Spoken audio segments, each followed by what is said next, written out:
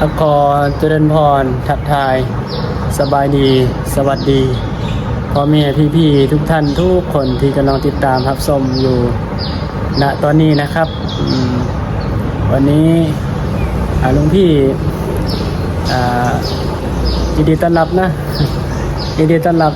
เข้าสู่ช่องคนต่างถิ่นสตูดิโอก็ขอขอบใจสำหรับพ่อแม่พี่ๆนะที่ไปรับชมคลิปที่หลวงพี่ลงใน YouTube นะมีคนเบิ่งเยอะนะ มีคนเบิ่งหลายอยู่มีคนเบิ่งหลายส่วนวันนี้ได้มีโอกาสมาคุยกับตาเนาะเพราะว่าน่าสนใจมากนะตาคนนี้แกชื่อว่าตาใสแต่ก่อนนี่แกบอกว่าแกเป็นนักมวยเคยเป็นนักมวยมาก่อนเคยต่อยมวยมาก่อนตาแนะนำตัวมั้ยเคยเป็นนักมวยมาก่อนตาสิ่งหยังตาใสพี่ชัยอดีตนี่เคยเป็นนักมวยตอนนั้นอายุจักปี18ตอน18ปีก่อนชกมาตั้งแต่อายุ14ปี12ปีชกมาตั้งแต่อายุ12ปีมวยแบบใดมวยวัดเลยบ่ตามวยวัดชกน้ำวัดน้ำว่าน้ำบ้านน้ำเมืองต่อยแบบต่อยแท้เลยบ่มันก็เอาแท้แล้วตอนนี้จะอายุเท่าไหร่อายุ72แล้วตอนนี้72แสดงว่าตอนยังน้อยนี่14ปีนี่10นี่ก็คนเลยชกมาตั้งแต่อายุก็ออกเรียนมากกว่าละแต่ออกเรียน12ปีกว่า12ปีแม่จะขี่มวยก่อนเวลาลุกมวยก่อนเวลามากต้องเขาในรายการเนี่ยหายโยกพันมวยก่อนเวลานี่เขาให้3โยกแต่เป็นน้อยโยกละ5 บาทยกละ5 บาทเริ่มต่อยตั้งแต่อายุ12ปี12ขวบบ่แม่นต่อยจนได้หยังจนฮอดอายุจักปีนะฮอดอายุ20ปีบ่ล่ะอายุ20ปีก็เลยเลิกบ่ก็ได้เมียได้เมียแล้วบ่ได้เป็นนักมวยเลยบ่บ่เป็นนี่จะเป็นครูบาอาจารย์เขาท่านแล้วไม่ได้บอกเขาสอนเขานี่ก็ดีกันเป็นอาจารย์อยู่เป็นผู้สอนเขาเอิ้นว่าครูบาอาจารย์นั่นล่ะเป็นอาจารย์เนาะคันเจ้าบ่หยุดนี่ไปรับโลกได้บ่คันเจ้าบ่หยุดต่อยมื้อนั้นอาจจะมันก็สิตะกี้มันมีแต่เวทีมันบ่ประทางประเทศบ่ค่อยมีปานใดมันมีแต่ซุ่มนี่ล่ะมีแต่ซุ่มเกียงเนี่ยกับยืนลาดดำเนินนี่นะเป็นแชมป์ลาดดำเนินถือว่าเก่งแล้วเป็นแชมป์ลาดดำเนินตาได้เป็นได้แชมป์นำเขาอยู่บ่ได้แชมป์โชคดีอยู่นำผู้ท่อนคือบ่ได้เข้าในเมืองเวลาคำว่าตีมวยนี่ได้เงินบ่หรือว่าได้ยินบ่ได้รางวัลบ่แม่นเงินก็บ่หลายดอกลงมาอีหลีก็200 300นี่ล่ะสมัยตะกี้ประมาณจักปีมันหลายปีเด้ครับ60ครับตอนนี้70บ่เรื่อง70ประมาณ60ปีที่แล้วประมาณ50ปี50กว่าปี50กว่าปีที่แล้วได้ข่าวว่าต่อยชนะทุกคนเลยบ่แม่นอยู่บ่แพ้บ่แพ้จักเทื่อแปลว่าหยังบ่เคยแพ้จักเทื่อน่ะบ่เคยแพ้จักเทื่อชนะทุกยกเลยดิชนะตลอด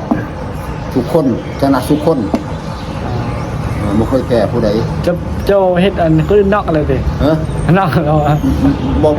หาลางคนก็เสมอกันยกเสมอกันหาลางคนก็นอกแต่บ่เคยแพ้บ่เคยแพ้นอกผู้ใด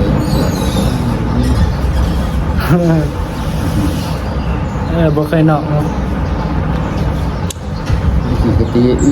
นี่แหละอยู่วัดบ้านห้องปกติอยู่แหละ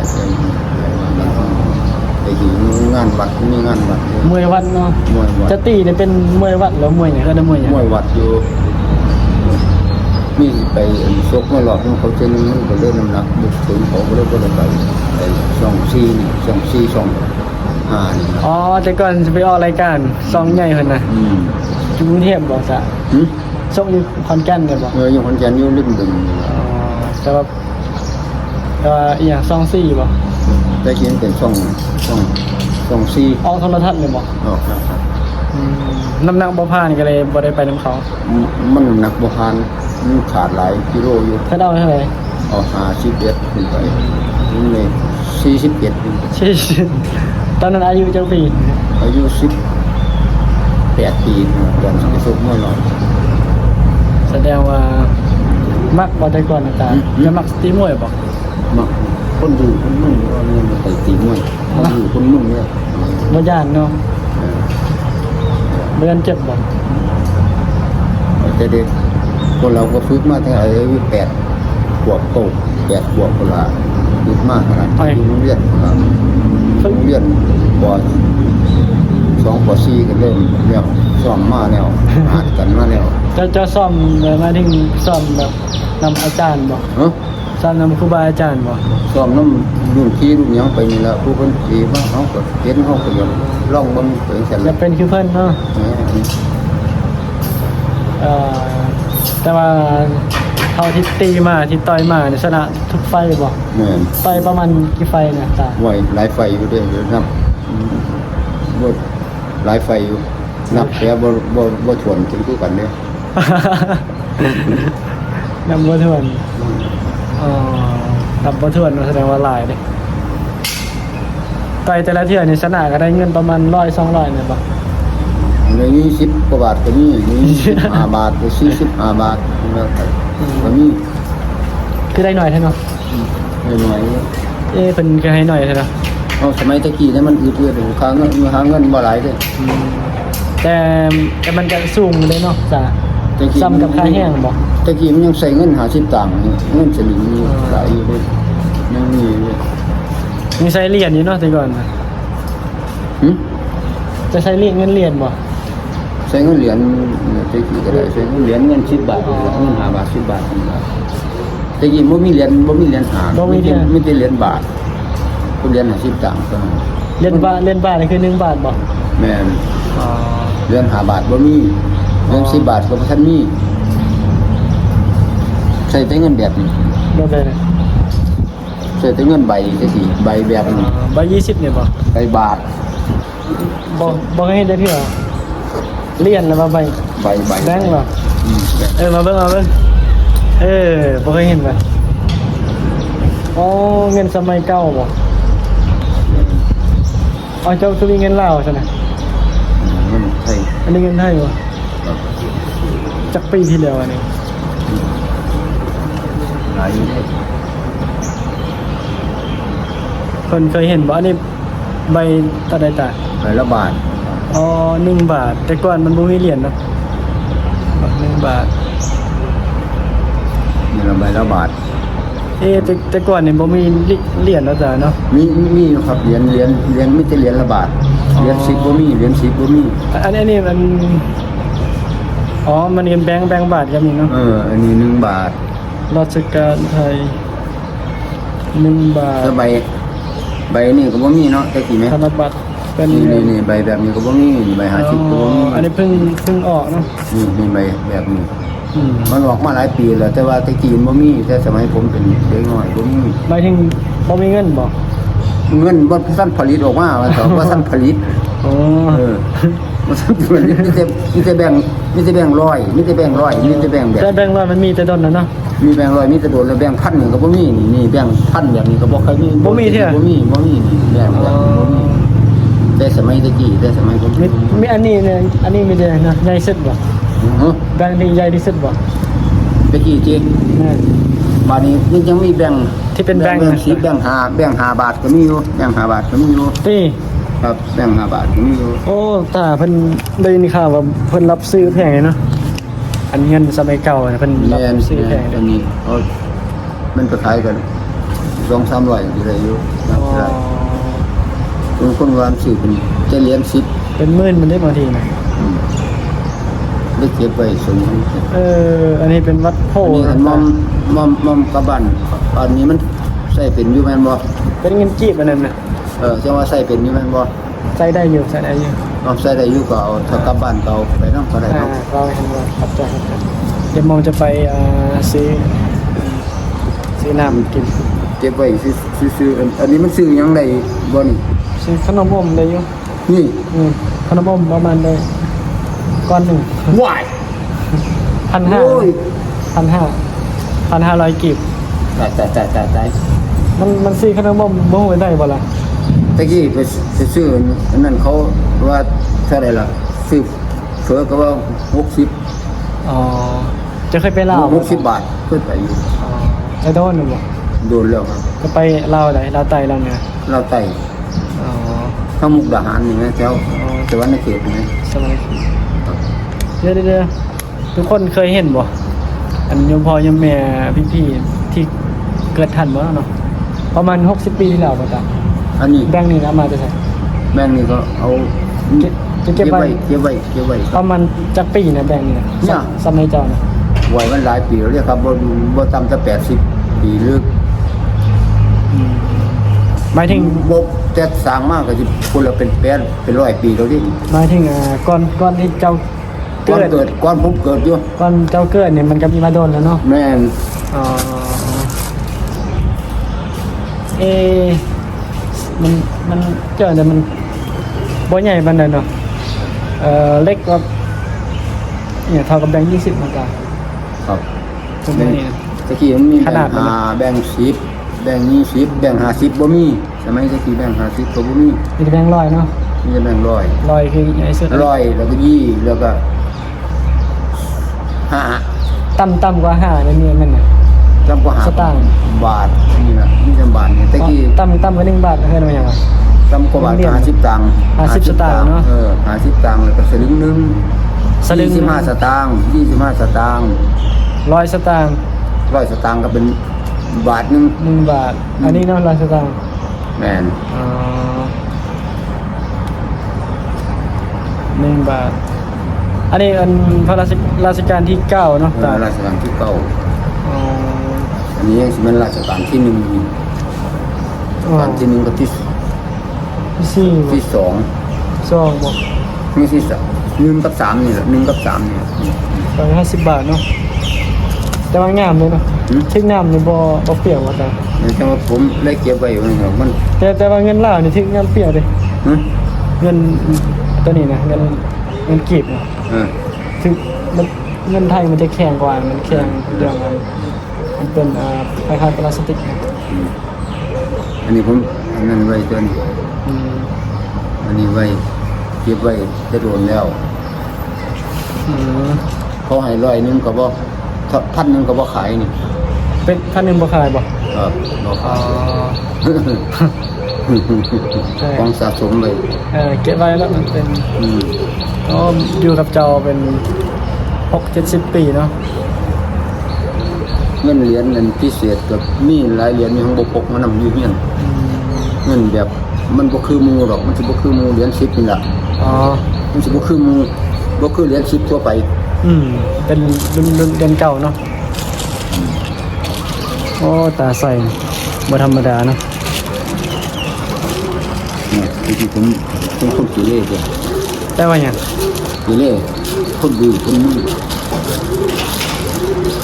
คนมึนบ่ นี่ เกเรแบบขนาดใดประมาณว่า เนาะ ขนาดใด ขนาดได้ติดเนาะ เออ ติดนี่ล่ะ เติมไปสิ อืม แต่ก่อนนี่เรียนหนังสือสิ หึ ตอนยังน้อยนี่เรียนหนังสือฮอดปอใด ฮอดปซีนึงฮอดปซี จบป .4 นี่ก็ไปได้เมีย ปซีแล้วก็ออกจากปซีมาก็ได้ลูกได้เมียแล้วก็นั่น สมัยก่อนเนาะเจ้าอยู่อันบ้านนอกบ่แต่ก่อน อยู่บ้านนี่ล่ะบ้าน แต่ก่อนเป็นบ้านนอกบ่แล้วเป็น บ้านนอกอยู่บ้านนอกอยู่ แต่ว่าตอนนี้พัฒนาแล้ มั วน ก็ห่างจากตัวเมียงไป12 11กิโลนี่ก็เป็นก็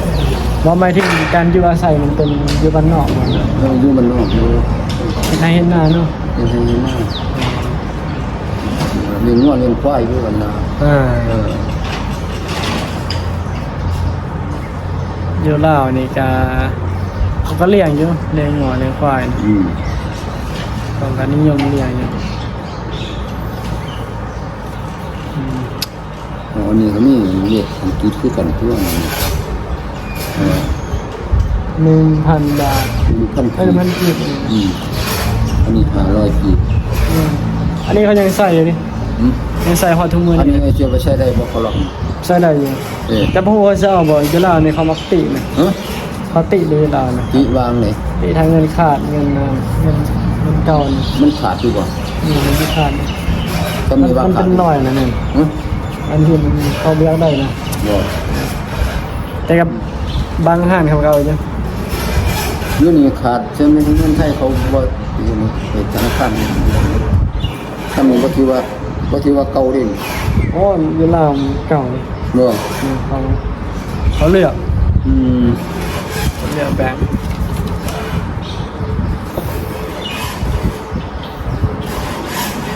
เข้าห้องน้ำได้บ่มีซั่น ห้องน้ำน่าจะบ่ได้ เอา มันได้ขนมบ่มก้อนเดียวยังบ่ได้นะ ว้า แม่นไอ้ดีเด้ตาอยู่ลาวนี่ โว้ยโว้ยอยากรู้เว้ย เอ้าอยู่ลาวมันเงินมันเฟ้อจ้ะเงินเฟ้อแล้วอ่ะของใส่มันกระแพง พันกีบร้อยหนึงได้4 บาท อันนี้40ได้20 บาทไทยเด้เอามันไปแลก20 บาทไทย แม่นบ่ แม่นร้อยละ4 บาทได้นี่ อันนี้8,000กีบ 20 บาท 8,000กีบได้8,000กีบได้40 บาท ฮะ แต่พันกิบได้20บ่แม่นเด้ 40มั้ง ตอนนี้มัน แต่ว่าตอนนี้ผมบ่รู้จะเสิร์ฟไหมผมไปผมเลยจัง อั ซั่ น น นี้12,000 20เป็นเฟ้อ 12,000กีบ20 บาท 12,000 1,200มัน12,000 นี่แหละครับว่าใช่ทางนี้ว่า 2,000ทางนั้นว่า 20,000มันสิไปเป็นสินะแต่ผมนี่มันสิเป็นล้านอยู่คันวางซั่น 12,000กีบเท่ากับ20 บาทฮะ ผมนี่มันสิเป็นล้านกว่าหลายล้าน โอ้หลายล้านนะ บ่ 1,100กับ600,000จ้ะพันบาทเท่ากั เขา บ 600,000 600,000กีบ600,000กว่าเลยล่ะว่าสินี่ ส่วนใต้กับคูณเลย2,000นี่ก็ได้ล้านกว่าเลย โอ้มันสิได้หลายล้านอยู่แล้วว่า ล้านกว่าล้าน2ล้าน3 อันนี้ใส่บ่ได้หรอกว่าติ ก็บางร้านของเราอยู่แต่ว่าส่วนหลายเขาจะเลือกเลย คันใส่บ่ได้ผมสิบ่ให้สนองผมสิเอาไว้สนอง เก็บไว้เลยเก็บไว้เป็นที่ระลึกก็ได้เพราะว่าเอาไว้เบิ่งเอาไว้ให้ลูกให้หลานเบิ่งเงินลาวเป็นจังซั่นจังซี่ มันมีแต่มันไทยอย่างนี้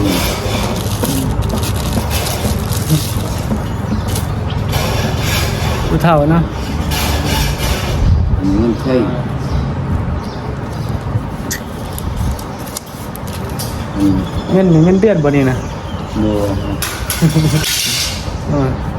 โอ้มีเงินหลายเด้แต่ใส่นี่บ่โอ้หลายล้านนี่ตามนับเอาเลย1,600,000กีบจะพันนะ 1,000 กีบ ก็แล้วจะช่วงมันขึ้นนะเลทขึ้นเลทลงนะตา ได้7,000ได้ยักกี่บ่พี่ 700,000 กีบก็1,000 โอ้พี่ได้หลายแท้ กีบก็ ไปแลกมาไว้นี่เพียงกันก็ไปแลกมาไว้นี่เพียง เรียกใช่ไหม แล้ว อ๋อ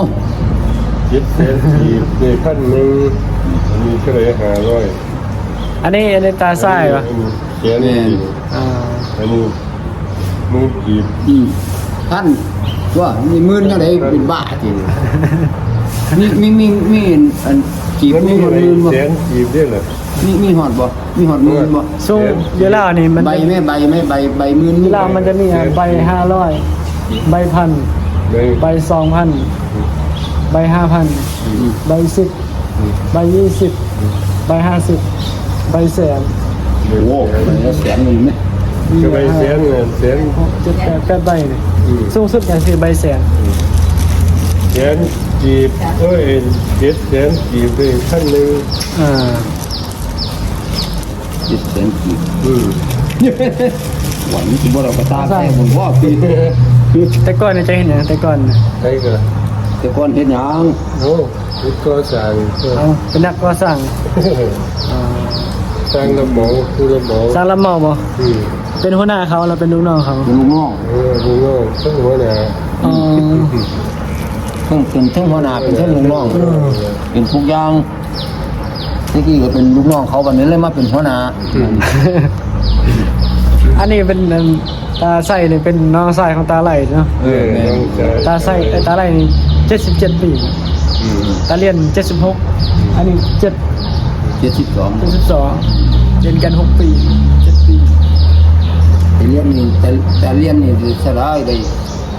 74ทั้งตัว สามนี่แหละ 74ทั้งตัว 75เด้ สาม 44น่ะพี่เพิ่นเกิด เก้าห้า ผมถามเราว่า76นี่ เก้าห้า เรา76 เก้าห้าลบทุกเดือน เจ้าเท่าไหร่เราสั่ง หืม ปีนี้เจ้าอะไรอยู่เท่าไหร่ เก้าสี่ ฮะ โอ้ย 94เลยเหรอ 74มาบ่ เก้าสี่เนี่ยเก้าสี่เบิ้ง25เก้าสี่ แล้วตาไหลตาเลียนอายุเท่าไหร่ 24เก้าสี่ 14เนาะ เก้า อ๋อ44ตาไหล77เนาะ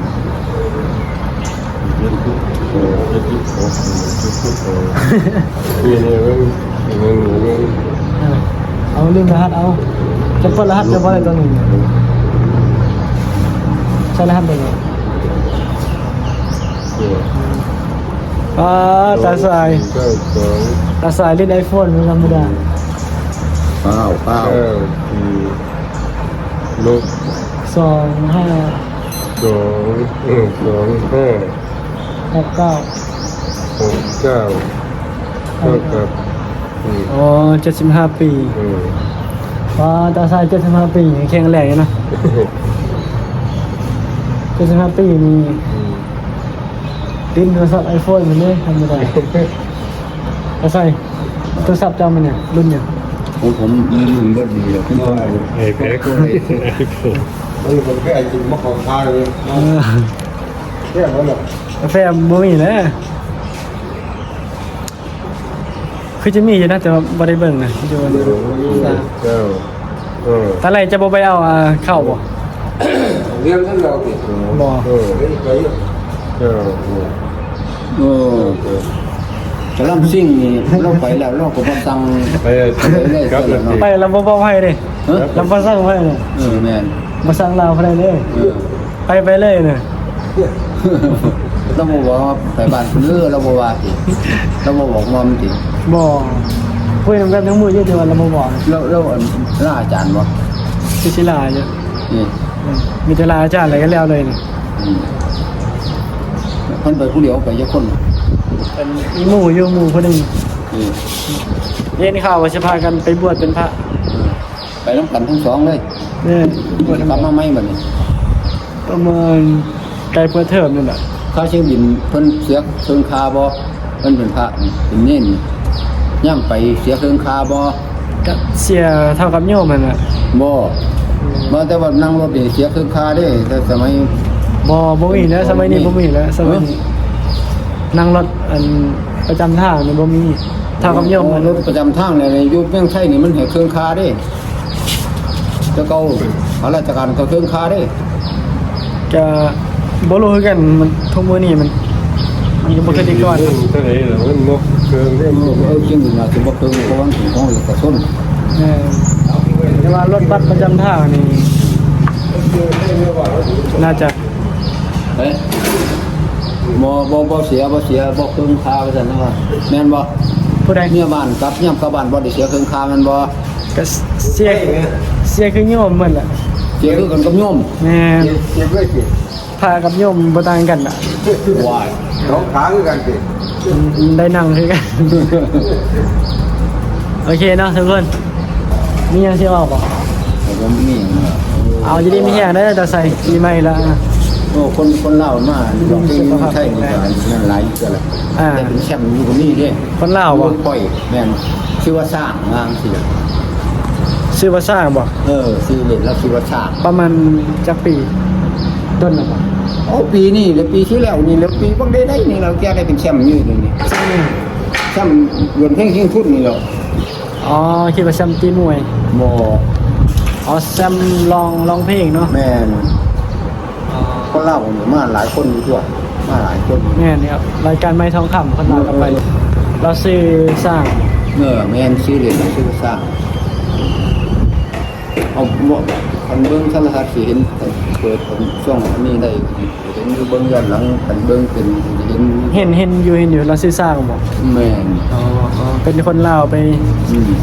ได้แซมบ่ แม่นแล้วคือว่าเคยเป็นหมอลำเก่าอยู่มาทำงานอยู่เมืองไทยก็เลยได้สมัคร จะเราไปร้องเพลงบ่ แม่น อืม มีเวิร์กพอยต์โอ้บ่มีเวิร์กพอยต์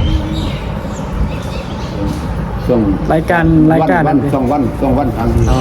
ไม่หมดนี่ ไม้ปลดหนี้บ่ ไม่หมดนี่ ไอ้ก่อนบ่เคยเบิ่งอยู่ตอนที่ลาวนะก็อยู่เดียวขนมด้วยลองเก็บขนมไปให้อยู่กับไม่อะไรไปเอาแล้วแต่ว่าเขาแยกไว้อยู่เขาแยกไว้อยู่แบบ ก็ไอ้กับผมไปเอาบ่ เงินต้องเดินเดียว ครับ สุดท้ายนี่ก็ขอบคุณขอบใจนะบ่มีหยังสิให้ดอกขอขอบใจหลายๆในสำหรับคนที่ติดตามแล้วก็รับชมเนาะ อันนี้ไปฮอดประเทศคุณบ่ อันนี้ไปทั่วโลกนะ บ่ ทั่วโลกเห็น โอ้ย เพราะว่าลง YouTube นะช่อง YouTube ขอให้ทุกท่านทุกคนที่ติดตามรับชมหลวงพี่นี่ขอจงมีแต่ความสุขความเจริญมีแต่สุขภาพวันนะมีอายุวันนะสุขังพละมีแต่ความสุขความเจริญปรารถนาสิ่งใดก็ขอให้สำเร็จทุกประการ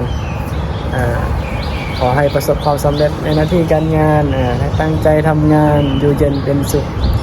มีความสุขอยู่กับความสนุกขอให้ทุกท่านอยู่ดีมีแห้งสุขภาพแข็งแรง สุขภาพแข็งแรงทุกท่านทุกคนขอขอบใจนะ ไปเจ็บไปจนแนวคนนั้น